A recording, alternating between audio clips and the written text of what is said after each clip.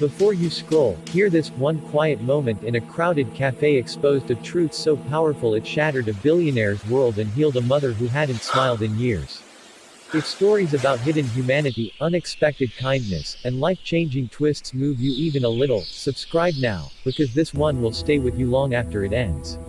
Story: one long paragraph narrative. The billionaire noticed the smile before he noticed anything else, which startled him because for 3 years he had trained himself not to look for hope on his mother's face anymore, not since the stroke had taken her speech, stiffened half her body, and hollowed out the woman who once laughed loud enough to fill entire rooms. And as he stood near the entrance of the modest seaside cafe, anonymously dressed, coat collar up, escaping a board meeting that had just collapsed into threats and ultimatums, he froze, because there it was, faint but unmistakable, a real smile pulling at the corner of his mother Eleanor Whitmore's mouth as she sat in her wheelchair by the window, and he followed the direction of her gaze to see a young black waitress kneeling slightly beside her, spoon in hand, feeding her soup, not with the rushed impatience he had come to expect from professionals paid far too much and yet somehow never enough, but with a gentleness that felt personal, intimate, almost sacred, the waitress murmuring something soft he couldn't hear, pausing between bites, wiping Eleanor's lip carefully as though she mattered, and that alone would have been enough to unsettle him. But then Eleanor laughed, no sound, just breath and movement, but her eyes crinkled the way they hadn't since before the stroke, and the billionaire, Julian Whitmore, felt something inside his chest fracture, because this was the woman he had spent millions on: private clinics in Switzerland, experimental neurologists in Boston, therapy centers in London, all of them promising progress and delivering nothing but managed decline, and yet here in a cafe that smelled like cheap coffee and sea salt, a stranger had unlocked something no money ever could. Julian stepped closer, unnoticed, memories crashing into him of his mother teaching him manners, kindness, how to see people not as tools but as souls, lessons he had buried under decades of ruthless success, and he watched as the waitress, her name tag read Amara, tilted the spoon again and said, "You're doing great, Miss Eleanor, take your time, I'm right here," words so simple they hurt, and Eleanor's hand trembled but lifted slightly, her fingers brushing Amara's wrist in gratitude, a small human contact that made Julian's throat tighten. When Amara finally looked up and saw him standing there, her eyes widened in alarm, misunderstanding his expensive shoes and rigid posture as disapproval, and she rushed to explain she'd gone off duty, that she just noticed Eleanor struggling and didn't want her food to get cold. But Julian raised a hand, unable to speak for a moment, because behind Amara he saw the truth of his own life reflected back at him, the contracts he'd crushed, the people he'd ignored, the empathy he'd traded for efficiency, and he asked, quietly, "How did you do that?"